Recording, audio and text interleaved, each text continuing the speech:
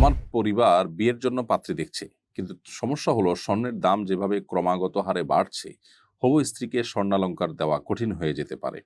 প্রশ্ন হলো, বিয়েতে কনেকে স্বর্ণ দেওয়া বাধ্যতামূলক কিনা? উত্তর হলো, বিয়েতে কনেকে স্বর্ণ দেওয়াটা আবশ্যক কিংবা বাধ্যতামূলক নয়। বিয়েতে আপনি মহর দিতে হবে। মহর হিসাবে নগদ টাকা হতে পারে, অন্য কোনো আসবাবপত্র হতে পারে, যেটার উপরে উভয় পক্ষ সম্মত, বিশেষ করে মেয়ে যেটা গ্রহণ করতে বা মহর হিসাবে ধার্য করতে সম্মত আছেন, সেরকম যে কোনো বস্তুই মহর হতে পারে। কিন্তু স্বর্ণ দিয়েই মহর দিতে হবে এরকম কোনো কথা শরিয়া আমাদেরকে বলেনি।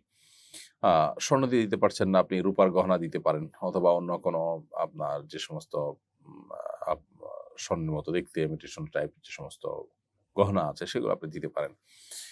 এটা নির্ভর করে যে আপনি কোথায় বিয়ে করছেন এবং তারা দিন কতটা বুঝেন, তারা কতটা স্যাক্রিফাইস করবেন, তারা কতটা সবর করবেন, কতটা আপনার ইজিলি নেবেন এই বিষয়গুলোকে, সেটার উপরে। এখানে শরিয়ার আসলে কোনো বাধ্যবাধকতার বিষয়টি নেই। অতএব মোহর এবং স্ত্রীর ভরণ-পোষণের ব্যবস্থা করতে পারাটাই আপনার বিয়ে করার জন্য যথেষ্ট এজ এ সাধ্য এবং সক্ষমতা। এর বাইরে আপনার স্বর্ণ কিনতে হবে সেরকম সক্ষমতা থাকতে হবে, এটা বাধ্যবাধকতা নেই। আমাদের সমাজে অবশ্য স্বর্ণ ছাড়া বিয়ে হয় না, মানুষ কল্পনাও করে না। সেটা আমাদের সমাজের একটা কালচারে পরিণত হয়েছে শুধুমাত্র এটুকু। এর বাইরে আসলে মোহরে বিয়ে স্বর্ণ দিতেই হবে এমনটা জরুরি না। বহু সাহাবী বিয়ে করেছেন, স্বর্ণ দেননি। জীবনটাকে ইসলাম অনেক ইজি এবং সহজ করতে বলে। আমাদের সমাজে যদিও আমরা সামাজিক কালচারের নামে সেটাকে অনেক কঠিন এবং জটিল করে ফেলেছি, যার ফলশ্রুতিতে আমরা কিন্তু সুখ পাচ্ছি না। মানসিক সুখ এবং শান্তির জন্য মানুষের চাহিদাগুলোকে কমিয়ে ফেলা এবং সহজ সরল জীবনযাপনের দিকে মানুষ যাওয়ার সিদ্ধান্ত গ্রহণ করা, এটা খুবই গুরুত্বপূর্ণ। বিয়ের ক্ষেত্রেও একই কথা প্রযোজ্য। হায়েজ বন্ধ এমন তালাকপ্রাপ্তা নারী কতদিন ইদ্যত পালন করবেন? হায়েজ বন্ধ এমন তালাকপ্রাপ্তা নারীরা ৩ মাস ইদ্যত পালন করবেন। আর যদি স্বামী মারা যান তাহলে সেক্ষেত্রে ৪ মাস ১০ দিন ইদ্যত পালন করবেন।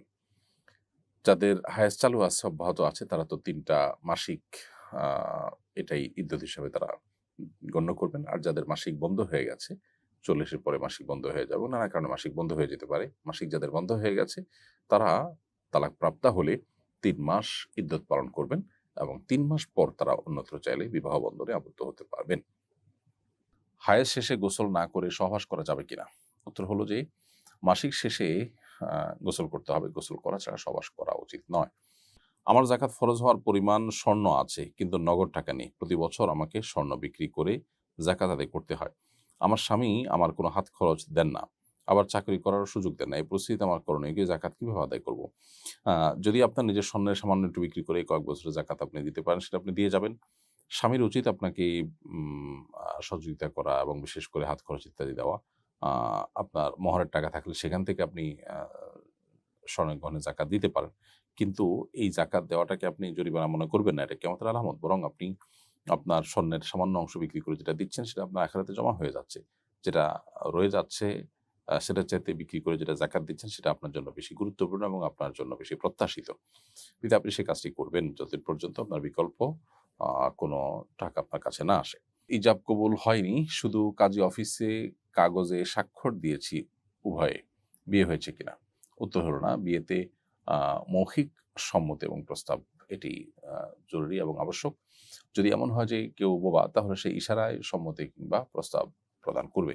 কিন্তু এরকম কোনো কিছু ছাড়া শুধুমাত্র লিখিত যদি আপনার বিয়ে হয়, যেখানে শুধুমাত্র স্বাক্ষর করেছেন স্বামীর ঘরে স্বামী, স্ত্রীর ঘরে স্ত্রী, এবং ওখানে লেখা আছে যে তারা কবুল বলেছেন বা কবুল বলছি, এটা লেখা আছে, এটুকু যথেষ্ট না। বরং মৌখিকভাবে প্রস্তাব দেওয়া বা প্রস্তাবের সম্মতি থাকা, এটা কিন্তু জরুরি এবং এটা সাক্ষীদের শোনাও জরুরি।